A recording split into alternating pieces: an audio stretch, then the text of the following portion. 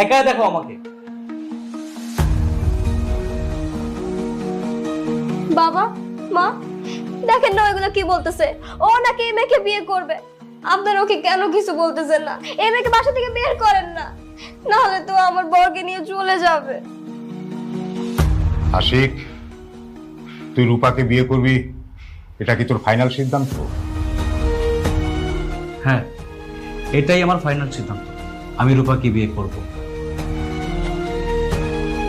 এতে তোমরা রাজি থাকলে ভালো, আর না থাকলেও আমার কিছু করার নেই। আমি তোমাদের অমতে বিয়েটা করব। ঠিক আছে, তুই যখন রূপাকেই বিয়ে করবি, নিতুকে বউ হিসাবে মেনে নিতে চাচ্ছিস না, সেখানে আমি আর বাধা দেব না।